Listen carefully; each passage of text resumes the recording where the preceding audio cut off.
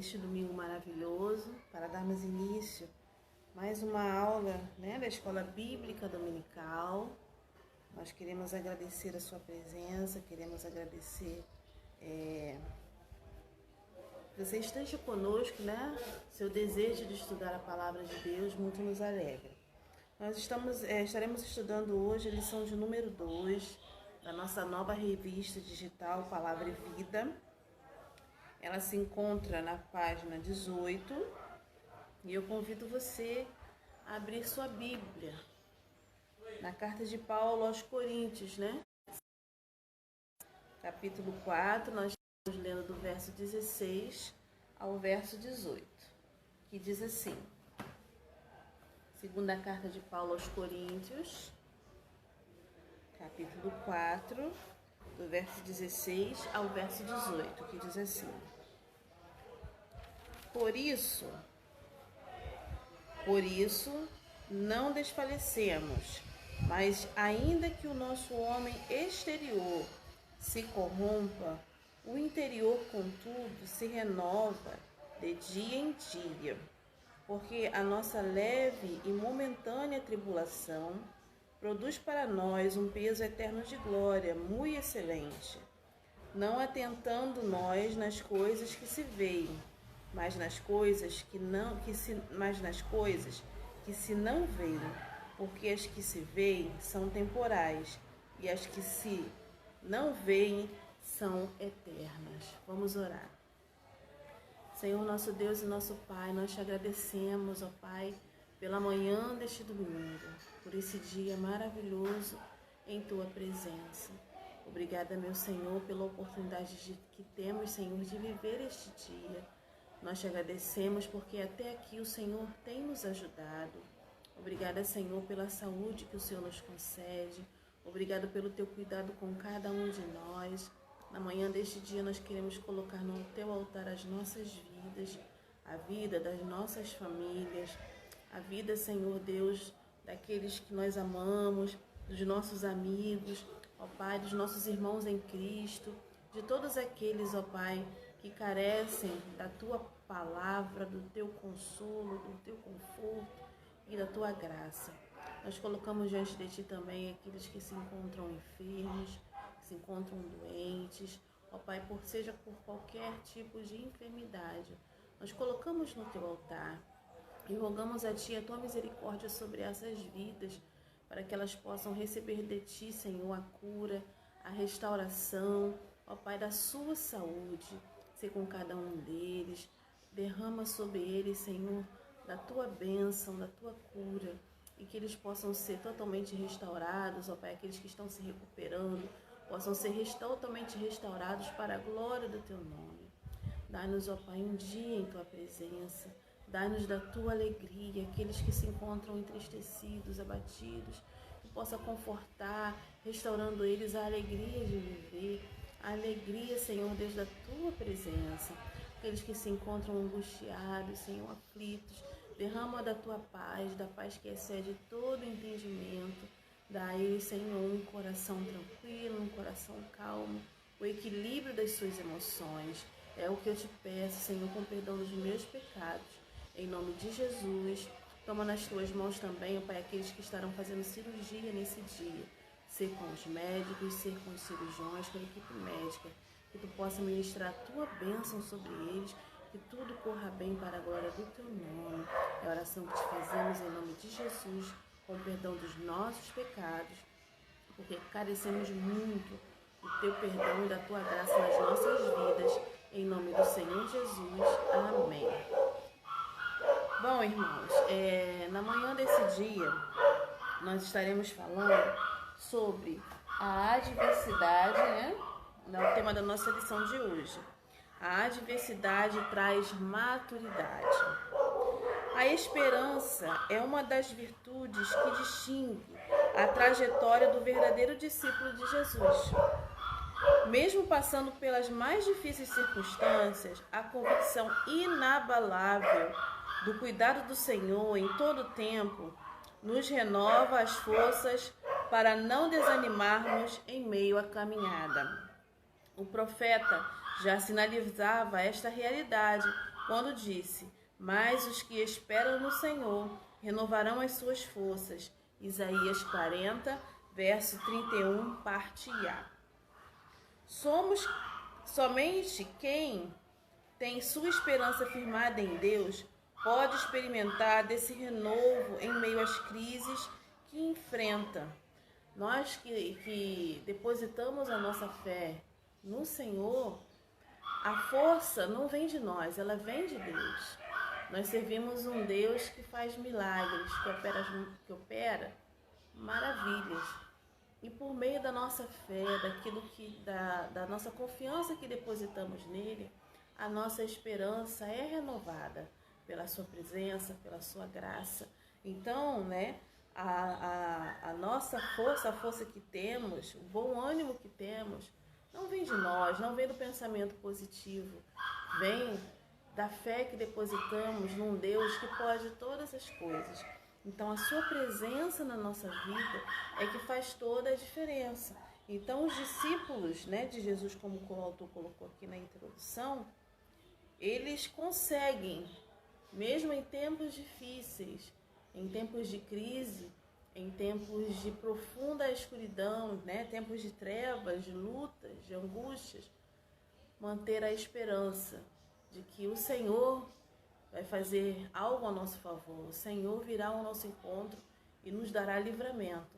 Então, todo aquele que conhece ao Senhor, todo aquele que deposita a sua fé no Deus Todo-Poderoso, tem essa esperança no seu coração, porque não é algo que vem de nós, é algo que vem do Senhor para a nossa vida. Aí ele continua aqui na introdução.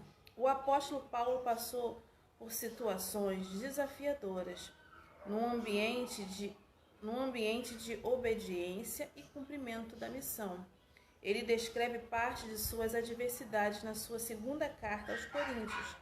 Foi no exercício do ministério e foi por obedecer ao chamado do Mestre que ele sofreu açoites, prisões, perigos de morte, apedrejamento, sofreu naufrágio, rejeição, fome, sede, jejum, sua autoridade apostólica colocada em dúvida, enfim, a lista dos seus sofrimentos é enorme e está registrada em 2 Coríntios 11, do verso 23 ao verso 28.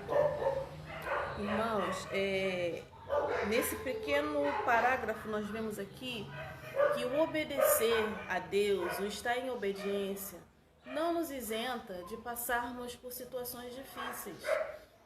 O apóstolo Paulo aqui no capítulo 11 da carta de 2 Coríntios, do versículo 23 ao 28, a gente vê isso muito claro. Ele estava totalmente submisso a Deus, obediente a Deus, mas isso não o impediu de sofrer situações difíceis, de passar por apertos, por passar por circunstâncias adversas. Então, estar em obediência a Deus, submisso a Ele, não nos isenta de passarmos por situações difíceis. Muito pelo contrário, Parece que o mundo se levanta contra nós e assim a nossa fé é provada, assim a nossa confiança, e a nossa certeza de que servimos um Deus Todo-Poderoso, ela é colocada em prática. Então, a nossa força, como eu disse no início, vem de Deus, não vem de nós. A nossa perseverança e a nossa convicção de que dias melhores virão é um sentimento que está em nosso coração, sendo plantado pelo próprio Espírito de Deus, que nos ensina que nós não estamos sozinhos. Bom dia, irmão Samuel, que bom que o irmão chegou. Então vamos lá. Continuando aqui na nossa introdução, na página 18, para quem chegou agora, página 18 da nossa revista digital. O registro do naufrágio de Atos 27 inclui certamente muitos elementos de uma adversidade. Afinal, Paulo foi preso por pregar o Evangelho. Perto do julgamento, foi transferido de Cesareia para Roma. Durante a viagem aconteceu uma grande tempestade. A carga foi perdida, o navio destruído e os tripulantes e passageiros quase morreram. Durante a crise do naufrágio, Paulo permaneceu calmo e pôde ajudar as pessoas a superarem aquele momento. movido pelo encontro com o Senhor e por confiar plenamente em sua promessa. A adversidade não foi capaz de impedir que o apóstolo desistisse. Ao invés disso, ele se enche de coragem para aproveitar aquela circunstância desfavorável para testemunhar de sua fé e prosseguir no exercício da missão que lhe fora confiada. Aí isso aqui que eu gostaria de destacar para vocês, para os irmãos e para os amigos que nos acompanham. A adversidade tem o poder de revelar a intensidade de nossa comunhão com Deus e o nível de nossa confiança em sua palavra. E isso é uma grande verdade. Quando nós estamos vivendo momentos adversos, né, circunstâncias muito difíceis na nossa vida, esse momento ele tem o poder de revelar para aqueles que olham para nós a intensidade da nossa comunhão com Deus e o nível de confiança que nós temos na palavra de Deus. Porque a palavra de Deus ela é repleta de promessas, ela é repleta da revelação de situações em que Deus se revelou ao seu povo durante toda a história. Nós temos lá, no livro de Êxodo, nós temos a história do povo de Israel quando saiu do Egito, a providência de Deus no meio do deserto para o povo. Nós temos Deus protegendo o seu povo dos ataques dos inimigos, né? Um povo que saiu do Egito escravo, que não tinha nenhum treinamento militar, Deus o defendendo, né? O capacitando para as batalhas da conquista da terra prometida. A gente vê isso muito claro no livro de Josué. Nós vemos também no livro de Gênesis, que é o primeiro livro, né? As promessas que Deus fez a Abraão, a forma como ele conduziu a vida de Jacó, de Isaac, de Jacó, depois José, né, no Egito. Nós vemos o Senhor cuidando de tudo. E no caminhar da palavra de Deus, nós vemos as promessas do Antigo Testamento que é feita a todo aquele que confia no Senhor, todo aquele que espera pelo Senhor. Existem muitas promessas. E no Novo Testamento nós vemos os ensinamentos de Jesus e as promessas que ele fez para nós também, que cremos em sua palavra. Mas é aquilo, nós precisamos crer que aquela palavra é real e que ela foi feita para cada um de nós. E é no momento da adversidade e da circunstância difícil da nossa vida que nós temos a oportunidade de colocar em prática tudo aquilo que aprendemos, tudo aquilo que nos foi ensinado até agora.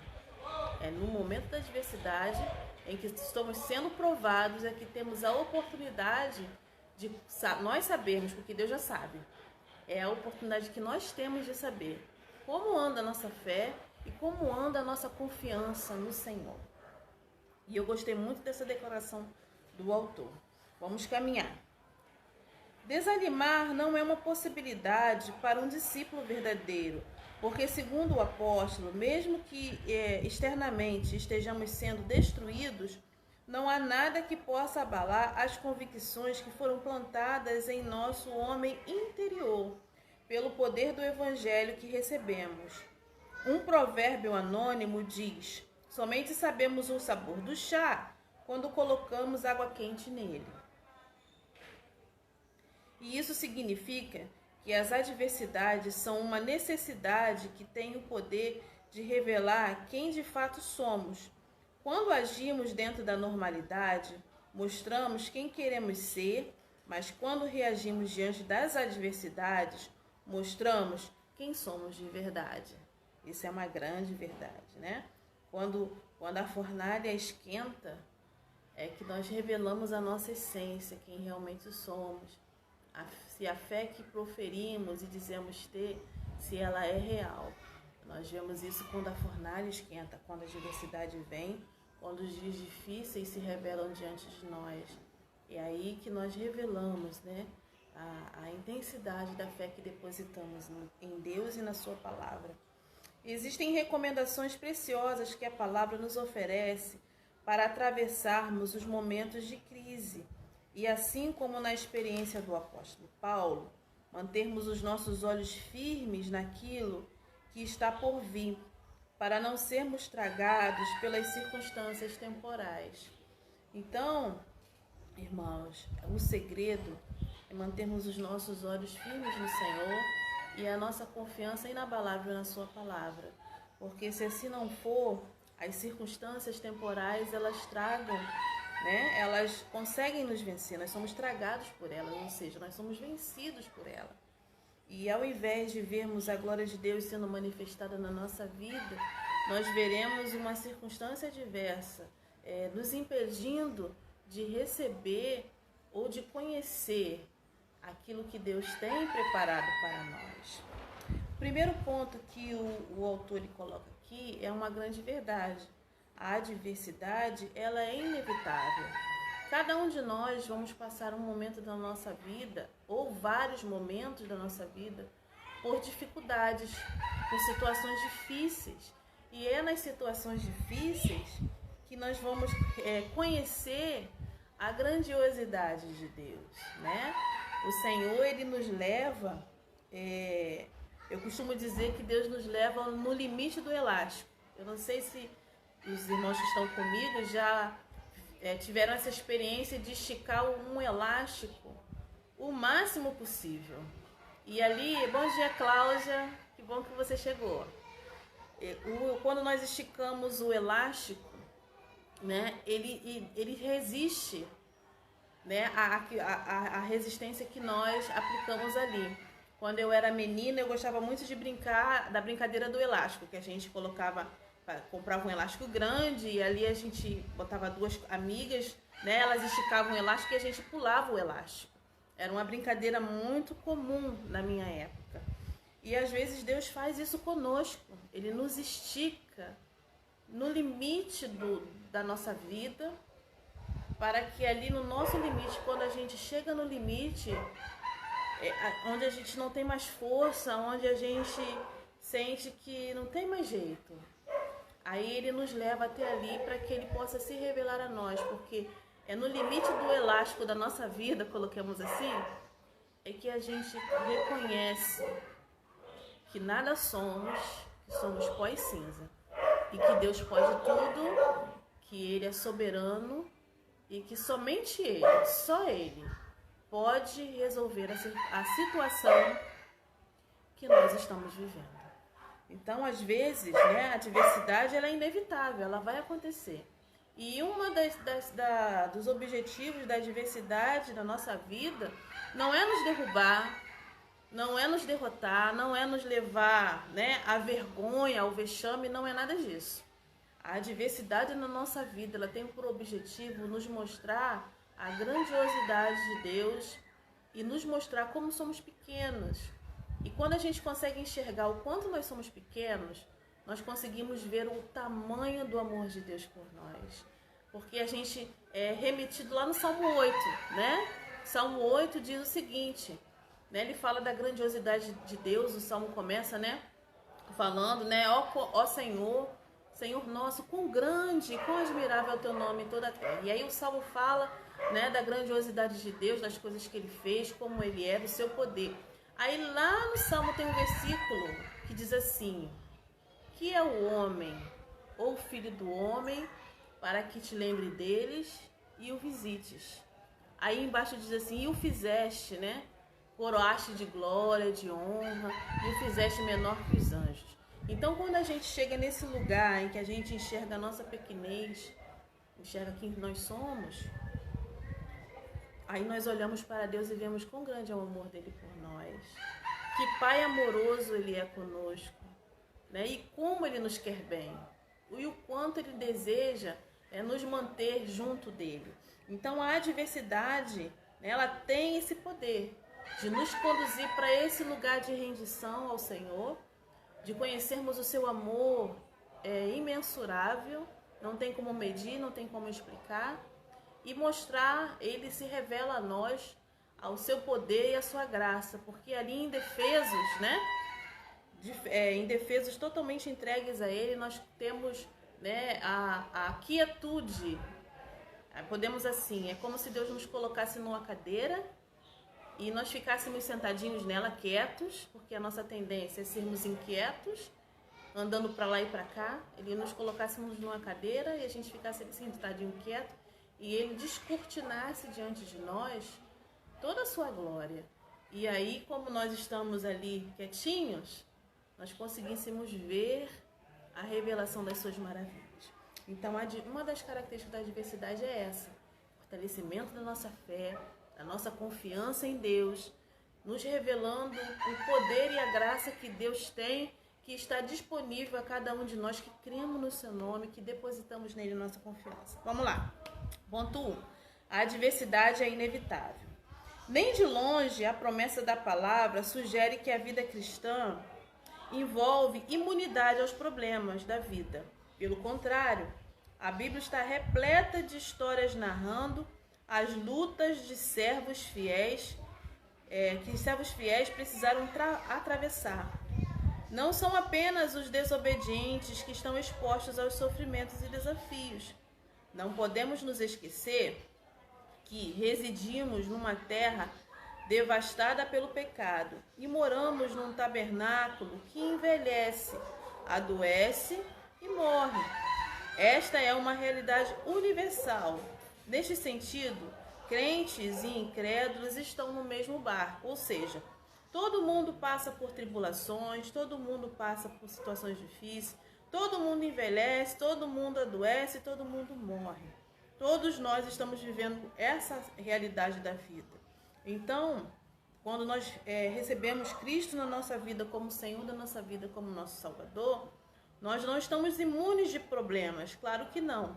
Mas nós temos alguém que nos ampara, nós temos alguém que nos fortalece, nós temos alguém que nos toma pela mão, né? E nos guia pelo caminho eterno. Né? Nós provamos nos momentos da nossa adversidade as realidades do Salmo 23. O Senhor é meu pastor, nada me faltará. Aí a gente vê lá, né? Deitar-me faz em verdes pastos, guia-me mansamente às águas tranquilas, refrigera minha alma. Então, nos momentos de dificuldade, nós temos ao Senhor para trazer refrigério à nossa alma, trazer conforto, né? Renovar as nossas forças quando a gente já não tem mais nenhuma. Então, o Senhor vem e nos renova, né? Nos dá um novo fôlego, como diz o pessoal, né? Um novo upgrade. O Senhor faz isso por nós. Né? Então, diferente, né, daqueles que andam longe do Senhor, aqueles que caminham com o Senhor, eles têm, né, essa bênção, a bênção da sua presença, da sua companhia, que nos renova, que nos fortalece, que nos traz um novo ânimo e nos enche da paz que excede todo entendimento. Né? Aquele sentimento de tranquilidade em meio ao caos, está tudo caindo à nossa volta, né? Como diz o Salmo 91, está tudo caindo à nossa volta. Mas estranhamente, né? De uma forma inexplicável, nós temos paz, nós temos uma quietude que nós não conseguimos explicar e lá no fundo uma certeza que as coisas vão mudar, que as coisas vão ser diferentes. Isso é o refrigera minha alma, isso é guia-me mansamente às águas tranquilas, por amor de seu nome. Vamos continuar. Diz assim lá no 3º parágrafo dessa coluna.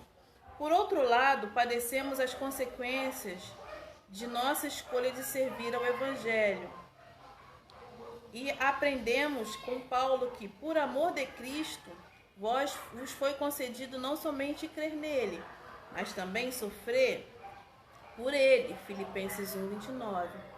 No ministério de Jesus, encontramos um episódio envolvendo os discípulos, recebendo uma ordem expressa do Mestre para atravessarem para o outro lado do mar da Galileia. Enquanto ele despedia a multidão, os discípulos obedeceram e durante aquela travessia enfrentaram uma grande tempestade. Está registrado lá em Mateus 14, versículo 22 ao 33. Na verdade, ou já passamos, estamos passando, ou mais cedo ou mais tarde, vamos passar pela adversidade. Ninguém está livre dela. Isso é uma grande verdade.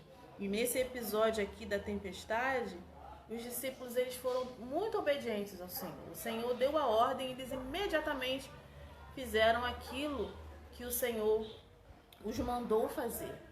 Mas lá no meio, né, do mar da Galileia se levantou de repente uma grande tempestade. Então com isso nós aprendemos que sermos obedientes não nos livra de passarmos por tempestades. Mas nós aprendemos também nesse texto aqui que no meio da tempestade, quando a situação estava terrível, quando eles achavam que iriam morrer porque eles não viam saída, não tinha saída para eles, o Senhor vem caminhando sobre as águas, entra no barco, acalma o mar, o vento e o mar, e se faz uma grande bonança. E ali naquela diversidade, né, no limite do elástico deles, quando eles achavam que estava tudo acabado, que eles iam morrer, não tinha jeito, o Senhor vem e acalma tudo. E se você continuar lendo esse texto, você vai ver que quando eles chegaram do outro lado, o Senhor Jesus libertou um homem que estava endemoniado há muitos anos, né? O endemoniado da cidade de Gadarena. Endemoniado gadareno.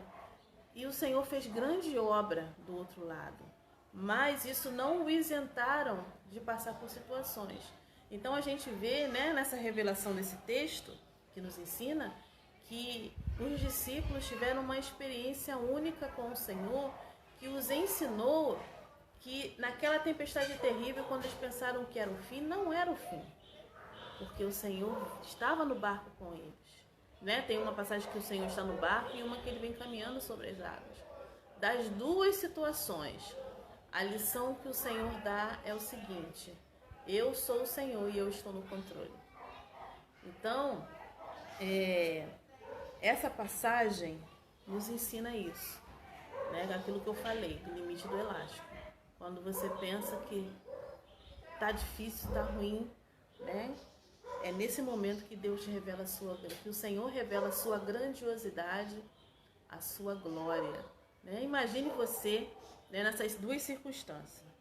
A situação tá difícil, Jesus está dormindo no barco e é uma grande tempestade, e ali ele com uma palavra ele acalma o vento, o mar, faz-se grande bonança, aí chega do outro lado, o Senhor opera grandes maravilhas e milagres, e tudo isso você vê com seus olhos. A segunda dificuldade, a mesma situação, estão lá no barco, no meio da tempestade, lá vem o Senhor caminhando sobre as águas, aí tem aquela experiência de Pedro, né, que Pedro pede para ir ao encontro dele, aí enquanto ele está olhando para o Senhor, ele está andando sobre as águas também, mas depois que ele percebe a tempestade, ele começa a afundar, e o Senhor o salva, né, com uma simples oração, né, salva-me, Senhor, e o Senhor o salva. Então, dessas duas circunstâncias, a revelação magnífica da glória de Deus é vista. Mas os discípulos eles estavam vivendo uma adversidade na vida deles. E através dessa adversidade é que eles conseguiram ver a glória do Senhor. Bom dia, Gustavo, que bom que você chegou. Então vamos lá. Nós já vimos esse texto, né? A adversidade é inevitável. Todos nós passaremos um momento, ou já passamos, ou estamos passando, ou um dia passaremos. Ponto 2. A adversidade tem fontes diversas, ou seja, ela pode vir de qualquer lado. É possível que alguém questione, mas de onde vem a adversidade? Ponto 1. As adversidades podem surgir a partir de nós mesmos. Sempre que fazemos escolhas equivocadas, estamos sujeitos a arcar com consequências e, por vezes, nós mesmos construímos as circunstâncias de nossas crises. As experiências do profeta Jonas nos ensinam sobre o perigo de tomarmos decisões contrárias à vontade de Deus. Então, às vezes, a nossa circunstância adversa que estamos vivendo é provocada pelas nossas escolhas, né? As escolhas erradas que às vezes fazemos. Às vezes, nós não pensamos naquilo que vamos fazer ou não oramos. Semana passada nós encerramos a leitura do livro de Josué e nós vemos uma passagem dos gibeonitas, né? Os moradores da cidade de Gibeon, que eles se vestiram, né, de pessoas, de viajantes, botaram roupas rasgadas, pegaram pães mofados e foram até Josué, querendo fazer um acordo de paz com Josué, e mentiram para Josué, dizendo para Josué que eles vinham de uma terra muito distante, muito longe. Aí mostraram as roupas rasgadas, né? E remendadas, e o pão mofado, e os seus sapatos gastos, dizendo que eles vinham de muito longe e que eles queriam fazer um acordo de paz com Josué para que Josué não atacasse a sua cidade. E Josué tinha recebido uma ordem para acabar com tudo, todos os moradores dali, os vizinhos, porque o Senhor já tinha dito para Josué que eles eram um povo terrível, que ele não podia entrar na terra com aqueles moradores ali, que em um dado momento aqueles moradores trariam um grande problema para Israel, né? Se levantaria contra eles. Então, que se resolvesse logo o problema para evitar um problema futuro. Mas Josué ouviu aqueles homens, os gibeonitas, e não orou ao Senhor, perguntando ao Senhor o que deveria fazer. Ele simplesmente olhou e julgou ele mesmo que eles estavam falando a verdade e que ele deveria fazer o acordo. E a gente vê na Bíblia que aquele acordo foi uma pedra de tropeço na vida de Israel. Porque como eles fizeram um acordo em nome do Senhor, Josué não podia mais voltar atrás. E quando Josué descobriu que ele foi enganado, ele não pôde fazer nada, porque ele já tinha prometido, feito um acordo que não ia fazer nada com Israel, então, com os gibeonitas. Então a gente vê nesse acordo, né, o engano, o engodo que Josué viveu e o peso que ele trouxe para toda a nação de Israel por causa dessa situação dele tomar uma decisão sem investigar, sem pensar, sem orar ao Senhor. E aquilo, né, foi se arrastando durante anos, essa questão de Israel com os gibeonitas. Então a gente aprende com esse exemplo de Josué e tantos outros na palavra de Deus, tantos outros, que nós não devemos tomar decisões apressadas. Nós devemos meditar naquilo que vamos fazer, nós devemos analisar aquilo que vamos fazer e muito mais do que isso, nós devemos orar a Deus, pedindo a Deus que nos dê a orientação, que nos revele aquilo que está oculto, né? Quando você for tomar qualquer decisão que seja importante na sua vida, você deve orar a Deus e pedir isso mesmo. Senhor, revela-me aquilo que está oculto, para que você saiba se você não está sendo enganado, se você não está sendo iludido por aquela proposta que você recebeu, por aquela situação que você precisa decidir. Porque você sendo orientado por Deus, porque Deus nos revela, Ele nos mostra aquilo que a gente precisa saber. Né? Às vezes é uma pessoa que vem e fala pra gente uma coisa que a gente nem perguntou. Né? Ela conta pra gente uma história que a gente nem perguntou pra ela. E através daquela história, através daquela palavra que ela te dá, é tudo aquilo que você precisa saber, sem você perguntar nada. E aí, mediante aquela situação que você ficou sabendo, você pode tomar a decisão que você precisa. Então, é assim que Deus faz. Ele é muito cuidadoso com cada um de nós. Então, devemos orar, devemos buscar a Deus para que não tomemos decisões apressadas. Porque decisões apressadas, decisões tomadas no calor da nossa emoção ou do nosso desejo, muitas vezes, acarreta para a nossa vida uma adversidade contrária, algo que vai nos trazer pesar, algo que vai nos trazer dor. Ponto 2. As adversidades podem surgir a partir de pessoas que estão à nossa volta. Alguns textos produzidos por Paulo, especialmente a segunda carta aos Coríntios, relatam o apostolado lidando com lutas produzidas por aqueles que não acreditavam em seu ministério. Sejam os excelentes apóstolos, capítulo 11 de 2 Coríntios, verso 5. Ou os falsos irmãos, capítulo 11, verso 26 de 2 Coríntios. Pessoas nos ferem por mais diferentes motivos. Então, as adversidades às vezes são geradas por outras pessoas na vida da gente. Né? Mas nós temos um Deus que nos defende dessas pessoas. Basta nós orarmos, e nós crermos no livramento de Deus para a nossa vida. E o Senhor tira mesmo da nossa vida aquelas pessoas que estão causando situações complicadas e difíceis na vida da gente, né? Ponto 3. As adversidades podem surgir por uma ação de Satanás. Existem aqui dois extremos a serem evitados. Alguns subestimam as ações do inimigo, enquanto outros superestimam as suas armadilhas e artimanhas. Quando Paulo se refere ao espinho na carne, ele o identifica como um mensageiro de Satanás que lhe foi enviado para lhe esbofetear. 2 Coríntios 12, verso 7. O diabo continua em seu propósito de roubar, matar e destruir. Evangelho de João, capítulo 10, verso 10. Fiquemos atentos às ações do inimigo contra as nossas vidas. Ponto 4. As adversidades podem surgir por uma ação divina, para que seus propósitos eternos sejam cumpridos.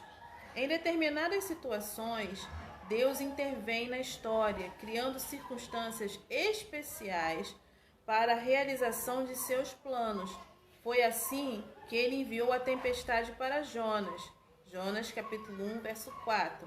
Enviou um terremoto para a conversão do carcereiro, lá em Atos 16, do versículo 27 ao 31. Provocou a cegueira de Paulo na sua conversão, Atos 9, de 17 a 18, e permitiu a perseguição para que o evangelho saísse de Jerusalém e se espalhasse pelo mundo, Atos 11, versículo 19 a 20. Podemos acrescentar aqui também a prisão de José, né? Os seus irmãos o venderam para o Egito. Teve uma manifestação do peso de glória de Deus na vida de José. Nós vemos também o livro de Jó, né? A situação de Jó, as tribulações e adversidades que Jó viveu. Mas nós vemos a revelação de Deus, a manifestação da glória de Deus na vida de Jó. Então, muitas vezes, as adversidades acontecem na nossa vida por uma ação de Deus, por uma permissão de Deus, para que Ele revele a sua glória na nossa vida, né? 3. Então, quase terminando. Ponto 3. Mais importante que sair das situações de adversidade é aprender as lições que a adversidade pode nos proporcionar. Ponto 1. Na adversidade aprendemos que somos pó, né? É na adversidade que nós aprendemos que somos pó. No drama produzido pela Covid-19, desde das grandes potências do mundo moderno até as civilizações mais atrasadas, chegamos às mesmas conclusões. Basta um vírus microscópio para que o mundo inteiro enxergue a sua insignificância. O mundo se percebeu impotente diante do coronavírus e a soberba humana foi quebrada. No Salmo 8, como eu citei anteriormente, após ressaltar a grandeza de Deus, o rei Davi indaga: que é o homem? Para que te lembres dele. Salmo 8, verso 4. Isso significa que não podemos confiar em nós mesmos, como nos ensina Jeremias, capítulo 17, do verso 5 ao verso 7, né? Enganoso é o coração do homem, quem o conhecerá? Está lá em Jeremias 17. Na adversidade, aprendemos que o mal, ponto 2, né? Na adversidade, aprendemos que o mal é uma realidade. Existem 3 coisas que jamais irão mudar. O mundo nunca deixará de ser o mundo. A carne nunca deixará de ser a carne. E o diabo nunca deixará de ser diabo. Lembre-se que o mundo jaz no maligno. 1 João 5, verso 19. Não se esqueça que a carne é fraca. Mateus 26, 41. E que o inimigo é mentiroso. João 8, verso 44. Não podemos nos descuidar com essas áreas da nossa luta. Ponto 3. Na adversidade, aprendemos a confiar em Deus. Quando nos faltam os recursos humanos, os celeiros divinos estão cheios à nossa disposição. No Salmo 119, verso 71, a palavra de Deus afirma: foi bom para mim ter sido afligido, para que aprendesse os teus decretos. Na palavra de Deus encontramos toda a provisão que precisamos para atravessar os dias da adversidade. Deus zela em cumprir suas promessas na vida dos seus filhos amados. Ele permanece em seu trono, conduzindo a nossa história. Então, quando tudo falha, né? Como o autor colocou aqui, quando os recursos humanos falham, os celeiros de Deus, das suas promessas, da sua palavra, eles estão cheios, e não somente isso, eles estão à nossa disposição. Cabe a cada um de nós crermos e tomarmos posse, né? A gente usa essa palavra muito, né? Tomar posse. Mas é uma grande verdade você pegar, né? Você se apossar daquela promessa para a sua vida. Você dizer, essa palavra, ela é para mim. O meu Deus, ele é verdadeiro, ele é real, ele existe. E se ele prometeu, ele vai cumprir. Porque a sua palavra não mente, ela é verdadeira. Então, muitos de nós temos uma grande dificuldade com isso, de entender que tudo aquilo que a gente vê na Bíblia, tanto no Antigo Testamento como no Novo Testamento, elas são reais para os nossos dias de hoje, não são histórias. Não foi algo escrito para nós simplesmente conhecermos e sabermos, né, de uma história que aconteceu no passado. Não. Aquelas histórias na palavra de Deus, tanto no Antigo Testamento como no Novo, elas existem para fortalecimento da nossa fé e nos incentivar a crer como os homens do passado creram, para que nós tivéssemos a certeza de que assim como Deus fez na vida daqueles homens e mulheres, desculpem, assim como Ele fez na vida daqueles homens, daquelas mulheres do passado, na vida daquele povo, Ele pode fazer a mesma coisa hoje por você e por mim. Nada mudou, tudo é igual. Cabe a mim e a você crer nessa palavra e entender que ela é verdadeira. Vamos lá. A adversidade nos faz crescer. O foco da nossa atenção ultrapassa os níveis da perseguição, da peregrinação. Um dos grandes prejuízos deste tempo é nossa atenção exagerada no aqui e no agora, olhando para a vida do grande apóstolo Paulo. Percebemos claramente que ele estava mais preocupado com as coisas celestiais que as terrenas. Ele não olha para a adversidade como um fim em si mesmo, mas como um instrumento que Deus usa para o nosso crescimento. Por mais intenso que seja o sofrimento dessa vida que nós vivemos aqui, né? Paulo o qualifica como leve e momentâneo. 2 Coríntios 4, verso 17, parte A. Se não é correto minimizar a sua importância, não devemos também maximizar o seu alcance. Mas esse equilíbrio só é possível na medida em que percebemos, à medida em que não perdemos de vista os seus resultados. Paulo diz que a tribulação produz um eterno peso de glória muito excelente, 2 Coríntios 4, verso 17, parte B. A justificativa está não em atentarmos para as coisas temporais, 2 Coríntios 4, 18. Na história da igreja sempre houve adversidade, desde o livro de Atos até a história recente. A Igreja de Cristo esteve sempre envolvida por muitos desafios. Na minha infância, eu não tinha paciência para ler todo o enredo das historinhas em quadrinhos. E quando a situação estava muito difícil, eu virava algumas páginas e, por curiosidade, lia a última parte, antecipando assim o final da história. Creio que foi por conhecer essa nossa inquietação que Deus providenciou para nós a antecipação do final da história da humanidade. É só ler a última página. Então, meus queridos, que possamos compreender, né, como ele colocou aqui, que as circunstâncias que nós vivemos, né, a tribulação que temos vivido, a adversidade que temos vivido, por mais difícil, por mais intensa que ela possa parecer ou ser na nossa vida, nós precisamos entender que o Senhor está conosco. Nós não estamos sozinhos. Nós nunca estivemos sós.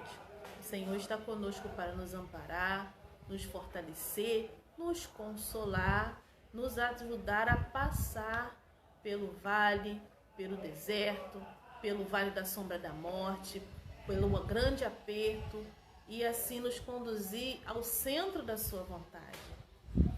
Né? Em Romanos diz, no capítulo 8 de Romanos, lá no finalzinho, diz que em Cristo nós somos mais do que vencedores.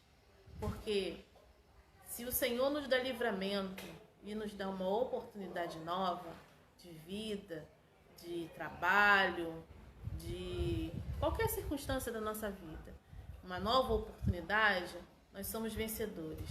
Mas se por qualquer circunstância da vida, por qualquer situação que estamos vivendo, acabarmos morrendo, nós somos vencedores, porque nós estaremos na glória com Ele.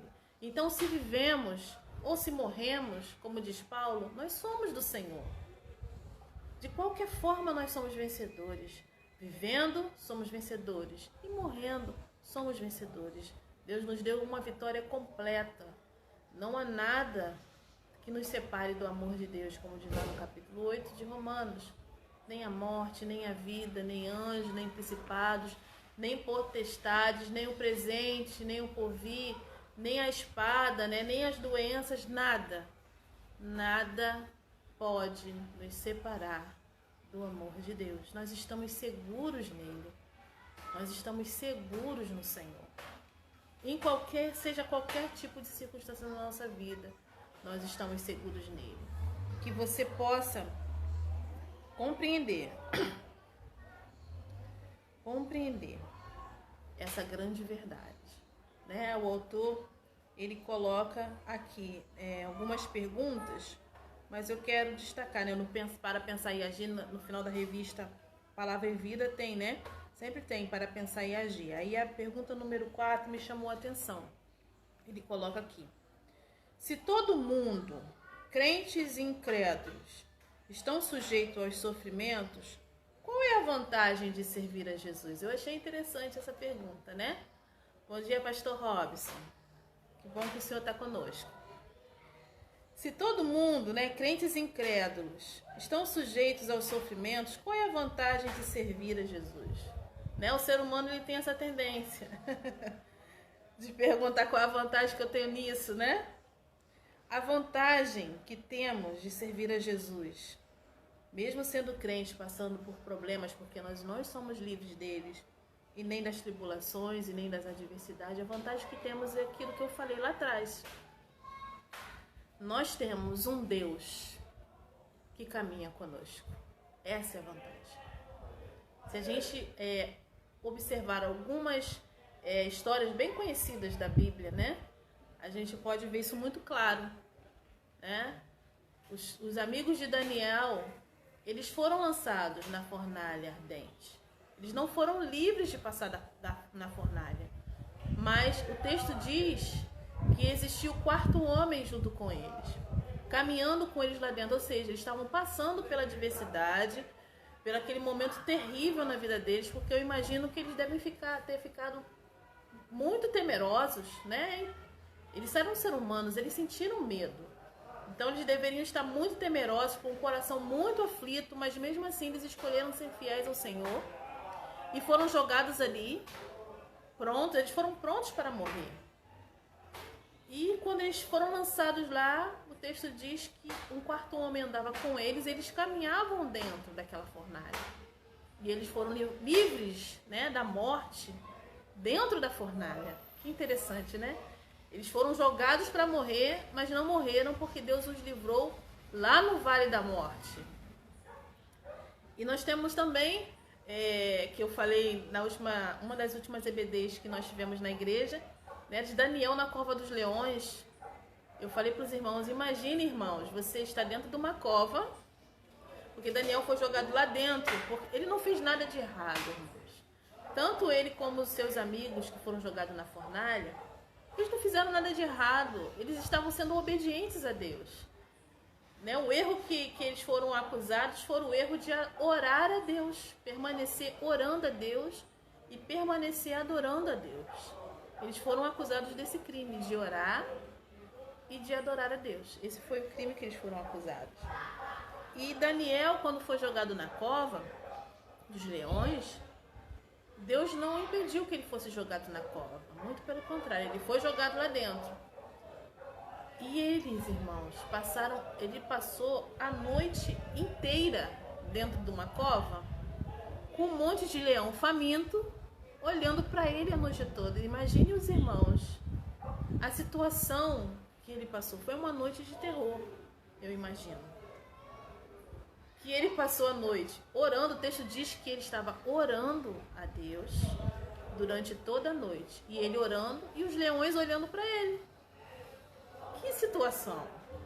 Mas Deus o livrou naquela situação, naquela adversidade. Ele estava passando por aquele aperto e o Senhor passou junto com ele. Então, os irmãos imaginem, e os amigos, que ele sentiu angústia, ele sentiu medo, ele sentiu aflição, mas ele estava em oração, mesmo diante daquela circunstância difícil. Ele estava em oração confiante em Deus. Em nenhum momento ele deixou de confiar porque ele sentiu angústia ou sentiu aflição. Muito pelo contrário. A aflição e a angústia, ele não permitiu que a aflição e a angústia o impedisse de orar, clamar a Deus por socorro. E o socorro veio. E na manhã seguinte, o rei, grita lá na beira da cova, do buraco. O teu Deus te livrou, Daniel. E ele prontamente pôde testemunhar, o nome de Deus foi glorificado. Sim, eu fui livre, o meu Deus me livrou. E aí a gente vê, o rei, que era um homem que não conhecia Deus, glorificando a Deus por causa da vida de Daniel, da sua fé que ele depositava no Deus Todo-Poderoso e a sua confiança nesse Deus.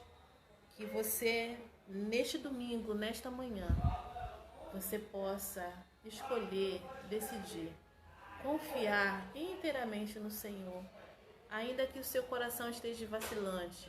Confie no Senhor, ore a Ele, coloque diante dEle as suas limitações, os seus temores. Ele compreende, sabe por quê? Porque Ele te conhece. Deus, Ele conhece o nosso interior e Ele sabe que somos pó e somos cinza. Antes de encerrar, eu gostaria de deixar para você, ler com você esse versículo que eu gosto muito. O Salmo 103, ele é um salmo que fala muito ao meu coração, porque ele fala sobre a grandiosidade de Deus e fala sobre a nossa estrutura e das nossas limitações. E eu gostaria de deixar para você esse salmo e ler para você esse versículo que eu acabei de falar. Lá a partir do verso 13, que diz assim, Salmo 103, a partir do verso 13. Como um pai se compadece de seus filhos, assim o Senhor se compadece daqueles que o temem, pois Ele, o Senhor, conhece nossa estrutura e lembra-se que somos pó. Ou seja, o Senhor, Ele conhece a nossa estrutura. Ele conhece os nossos medos. Ele conhece as nossas limitações. Ele conhece os nossos temores, as nossas dúvidas, muitas vezes a nossa incredulidade. Ele conhece tudo isso. Ele sabe, Ele sabe. Então, como diz em Hebreus, se achegue com confiança, confiadamente ao trono da graça de Deus. E deposite lá todas as suas aflições, porque as adversidades sempre vão existir e elas são uma oportunidade de você conhecer a grandiosidade e a glória de Deus na sua vida. E lembre-se, as promessas de Deus em sua palavra, elas existem e elas são para você e elas são para mim. Deus, ele tem prazer em abençoar todos aqueles que o buscam e confiam no seu nome e depositam sua fé nele. E a palavra de Deus diz que todos aqueles que confiam no Senhor, que depositam a sua confiança, a sua fé nele, são bem-aventurados. E a palavra de Deus também diz lá no capítulo 11 de Hebreus, que ele é galardoador, ou seja, ele gosta de presentear. Ele é galardoador daqueles que o buscam e confiam nele. Busca o Senhor, confie nele. Em tempos de adversidade, deposite sua fé em Deus. Amém? Que o Senhor te abençoe e te guarde. Que o Senhor faça resplandecer o seu rosto sobre ti e tenha misericórdia de ti. Que o Senhor sobre ti levante o seu rosto e te dê a paz. Tenha um domingo abençoado e até a próxima EBD, se Deus assim quiser e permitir. Beijo grande.